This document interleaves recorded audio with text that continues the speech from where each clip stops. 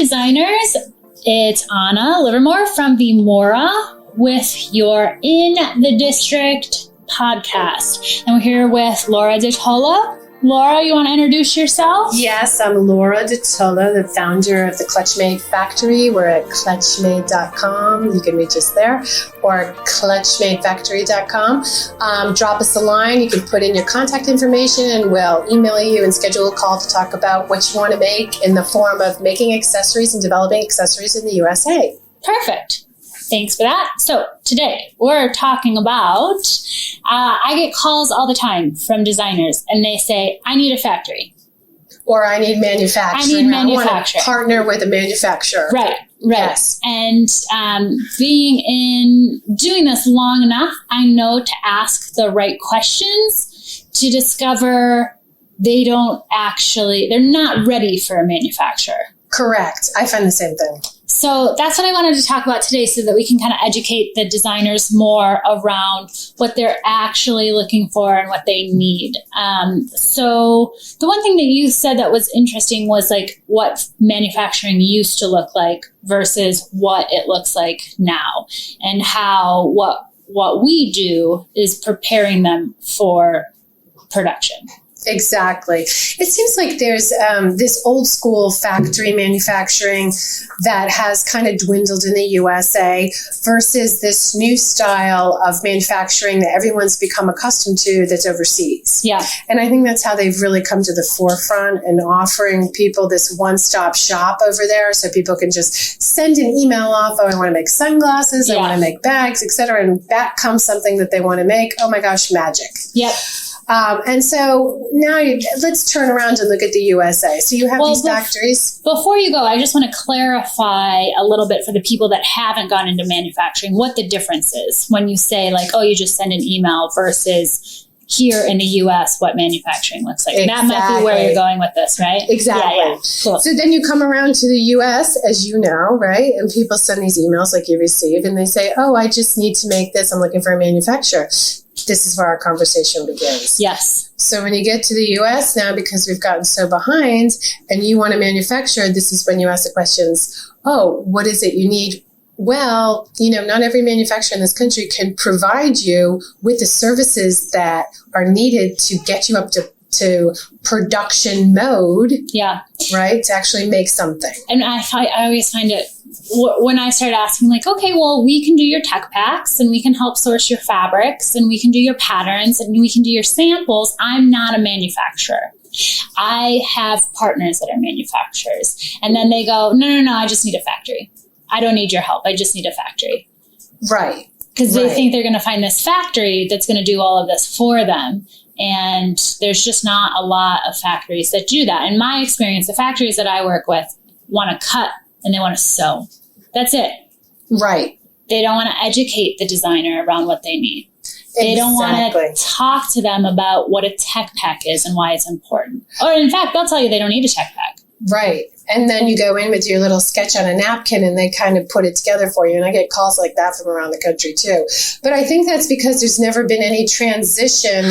And that's why we are the new factories. Yeah. You and I, we offer manufacturing services and actually make the samples and do the production and then offer all the services that lead up to it, whereas most factories don't do this. So like you said, you drop off all the materials, you have your sketch on a napkin, and you try to figure it out, which is really not the ideal way to break into this. And I think that's why you and I, Anna, are trying to, in our own way, in our own local community, trying to update the process of manufacturing in the USA as best we can. Yeah, and this is also part of the reason why, and we were talking about this a little bit before we recorded, why factories aren't shouting from the rooftops, hey, I'm here to take on your new projects, new designers, come to me, because they don't want to have to educate the designer, and they don't, for example, one thing that the designers put so much on their factories, right? You send them your fabric, they do your styles, and then when they go to iron it, it shrinks all your garments. Now that's not the factory's fault. Correct. That's because you know the testing should have been done in the development to know that fabric shrunk. But as a new designer, they're going to say, this factory ruined all my garments. And the factory just did the process, how they do the process. Exactly. So it's a risk for them to be working with new designers, because if the new designer hasn't tested the product fully, you know, done that wash test, done that testing on, you know, even having the heat transfer put on, or everything that you and I would do with a client before they're ready for manufacturing. Because I know that's another thing that people say a lot is, why aren't the factories being more accessible? Why aren't they, you know, reaching out and trying to look for work? Why aren't they returning my phone calls? That's another one. Yeah, that's a huge one. Well, a lot of them too just aren't up to date or don't have the office support or any of they just don't have the design support. Yeah. They just aren't structured that way. And that's the inherent change that needs to be made in this country that needs, and that's exactly as I can say it a million times, that's what we're doing. Yeah. Most of our factories, you can't email because they don't email, if you can believe it or not. Oh, we believe it. Yeah. We have found actually, just to, let you know a little secret, that we have actually done a very good job of making it through the COVID. Why? We've been able to pivot because our platform of making and developing is online as well, and we're very accessible. So we've been able to communicate, right? And that's what it's taken. And a lot of factories here in the garment district have had a hell of a time getting through this period because they're not online. They're not online. They don't know how to communicate, return emails, get the tech packs they need or the designs they need because you can't mail in the napkin. Yep. So it's been a tough transition, and it's affected them as we move forward now. Even though manufacturing has really picked up in the USA. It's absolutely. Really I really feel like it's on the upswing, and there are these new ideas and new ways of working together. But let's talk about, because we've alluded to when a designer thinks they need a factory, what are the things they actually need?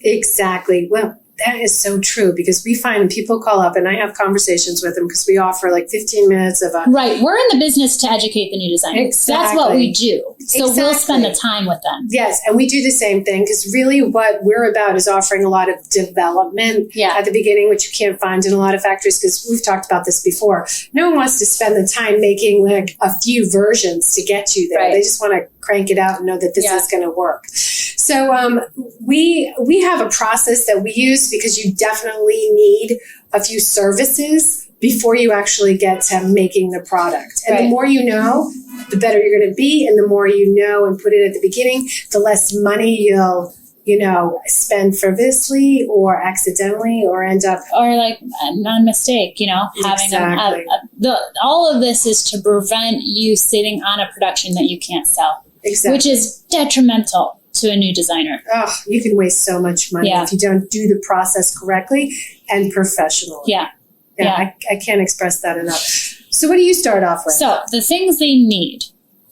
If someone comes to me and they actually need a manufacturer, not the other services that we offer, they would be required to have a tech pack, their fabric sourced, their buttons, their zippers, their interfacing, their labels, their care labels. All of this needs to be provided to the factory. It needs to be noted in the tech pack. Where did those labels get sewn? What are the spec measurements of your sample? What are the spec measurements of your graded sample? So what that means is you have a perfect sample with everything included. You've got your labels sewn in the proper spots. The fabric is the same fabric you're doing production. You have wash tested that garment. You've put it in the washer. You put it in the dryer. You brought it to the dry cleaner. Whatever it says on your care label, you have done. Your patterns are digital. Your patterns are graded. You've done a size check run. So you've done one large. You've done one small. And if all of those things are done, if you have that whole package together, you can go into manufacturing. You're looking for a factory. But if you don't have your technical design, you need a tech designer. If If you don't have your trims and your fabric sourced, you need someone to help you source your goods. If you don't have your pattern, you need a pattern maker. If you don't have your sample, you need a sample maker. If you don't have your patterns digital and graded, you need a digitizer and a grader. So those are the questions I ask. Did I forget anything? I mean, there's other things too. I would suggest having a budget, having a timeline, having a competitors analysis. And that's a whole other thing. It's such a process. And how many people, I mean, what's the percentage of people that actually come to you who have Zero. those things all? There we go. 0% of people. So in the light of, if I were a factory, knowing that almost 100% of the calls I get from people, they're not ready for me, I'm less likely to answer my phone. There you go. And that is the reason, if people are wondering why, right there. So the reason we answer our phones is because we can actually sit down and offer consultations to set our clients up. Like, we offer a design consultation right off the bat when people are like, well, I'm not quite sure. I do have this idea. I think about it a lot, but I don't know where to go. Yeah. Well, we want to help you get that idea from your head down onto paper and get you through the tech pack process that's professional, so we're all on the same page, the sourcing, so you can understand what your materials are, the sample making, the cost out, the logos, the application of your logo, and everything else that goes along with what you need to get to production. Yep. So I guess that is, like, in summary, what someone needs to have when they're asking for a factory. They're actually asking for someone to help develop their styles prior to manufacturing. Exactly. And I think to gather up, it's a lot of work. I mean, you just went through quite a list of what it takes for apparel manufacturing. There's so much to go through. Right. And I think that's something that the customer needs to start paying attention to, is the work that's involved for that. And most people aren't capable of even doing that, and the time it would take for them to even source out so much of it, let alone figure out the steps, is too much to even get you there. So that's why we do offer all the services that come along with, and that is part of manufacturing. Right. That is really it. Yeah. Yeah. And when we're talking about offshore, they're going to help you develop, but it's not going to be at the quality of what you want. And that's why a lot of designers will try that. I'm going to send my napkin sketch off to China, and then I'm going to get production. And the risk reward on that, it's very off, because the likeliness of your production coming back and being perfect is pretty low. Mm-hmm. It's pretty low, and maybe it could happen, or maybe, it won't, but they're again, like, they want to get you to the manufacturing part, because they don't make money in the sample making part and in the prototyping part. So they're just going to, rush you along through the development so that you get to production, whether or not you're ready or not. No, you're so right. You hit upon something right there. I think it's that rushing through the development. They don't, so they do offer very, low-priced sample making so that they can get you to the large number production runs. And on the flip side, in this country, developing a product is more costly when you're doing a sample, and that's what you put your money into, because there's so much work involved in actually getting a prototype. Yeah. So we think of it as really building something that's solid before you jump in to make a whole lot of them. Right. You really should be sure of what it is you're making and test it. Yeah. And I have clients too that will develop with me and then take something offshore. Yes. And that's smart, because you're controlling the process. You're controlling the fit. You're controlling the fabric. You're controlling the digital patterns. And then you send that packaged deal offshore. They just have to duplicate it. Exactly. We work with clients in that as well. Yeah. Developing bags and then doing everything. It is amazing what comes back. Sometimes I just can't even believe it. It'll be like down to the T of the same hardware, logo application, fabrics. It's just amazing. But, the communication on this side of the of the big pond, right, is easier. Right. So you can get it done quicker and be able to discuss it and ship it at a lower cost, really. Yeah. It'll save you less aggravation, less headache, and then send it overseas if that's the way you want to do it. Yeah. Yeah. I think that's a good alternative to, it's a good happy medium if you are looking to do things offshore, at least spend the time to develop it here locally where you can really control what you're doing. And then they can just match and duplicate the system you've set up. So we do have clients that do that. If they're not, there's a lot of clients that want to develop in the US. That's part of their process. Yeah, more so now. I think people are realizing when everything shuts down in the world, like who are we relying on? It's really better to go local. And that serves for every country. Yeah. I think more every country now is looking to their own resources within their country, so they don't have to rely on other countries, their economy, their health, whatever's going on. And I think it's becoming local, worldwide local. Yeah. So I think it's going gangbusters in this country now. Everyone wants to make in the USA. So everyone's learning a big lesson. One of the biggest lessons is they're learning that raw materials are really not made here anymore. None of it. All of the raw materials are coming. And I'm sure you're experiencing it too, where everything's out of stock. We're waiting on shipments for almost everything. Oh, that's huge. And I gave the heads up to a lot of my clients. I'm like, if you really want to make, I put in your orders now. I think what I foresee, I mean, I'm not looking into my magic ball, but I think if you want to make something, there's going to be really low inventory come holiday time. Yeah. So it's a great time to get in on having something in stock because you probably will end up selling out of it. Right. Because inventory is really running low. And I think by the time we get to October, there's not going to be a lot out there. Yeah. In every respect, mostly raw materials, right? Yeah. Raw materials. And I think a lot of companies, when they should have been producing their fall in the spring, didn't. Correct, yeah. So there's going to be low inventory just for the consumer side. Yes. And then the final piece I wanted to talk about was just, I think that the final connect that has to happen with American Made is to the consumer. Because I feel like the consumer says, yeah, I want my product made in America. But then they get to the cash register and that's not the product they're picking. So I feel like that's the final disconnect. Like the designers are on board. The designers are getting it. The designers are wanting things made in the US. And the customers are saying they want it in the US, but I don't think that's where they're spending their dollars. Like I don't think they quite understand. Like they'll spend, they'll go out to I don't know, what's like a really fancy, like they'll spend $20 on a juice. Right. Because the story, and it's not made out of a plastic bottle, and the ingredients are organic.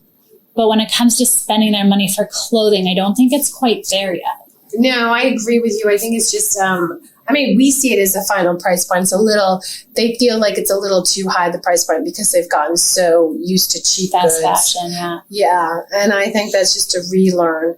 That might happen with a low supply chain now. Right. That might be the lesson that's taught, so that you realize you can't buy all those things. So you have, what your option is one, and then your spending habits sort of change. Yeah, it'll be interesting because that has been it's just been something where I'm like, yeah, everyone says they want American made, but it's like people, as far as like the customers, aren't really understanding what that means for their pocketbooks. Exactly. Because we do have different labor laws. Exactly. We do have higher, we have less skilled sewers even. Oh, yes. That's a conversation I've been having lately too. There's a lot in our pipeline that has to shift. Yes. And we'll never be able to compete with the production that's happening in China. No. Their labor laws will never be the same as ours. Exactly. That's what I always tell our clients too, when they look at the prices of like what the labor is to make their bags, and they seem to be a little astounded. I'm saying, think of it as your next door neighbor. Right. That's their job. I mean, look how they live. Look how you live. Yeah. So that's what's going on here. There's no machine pumping out clothing. Yeah. There's no machine pumping out bags. Yeah. I mean, at the end of the day, to make a button-up shirt, start to finish, there's no way it can happen in under the 3 hours, maybe? Exactly. I'd say 4. Cut, sew. Yeah, exactly. And if we're paying a minimum wage, it is what it is. Yes. Yes. So people, I think there's this idea that like there's not man-made products. Every single product on the market is made with two hands. Exactly. And those people need to be paid a living wage. Exactly.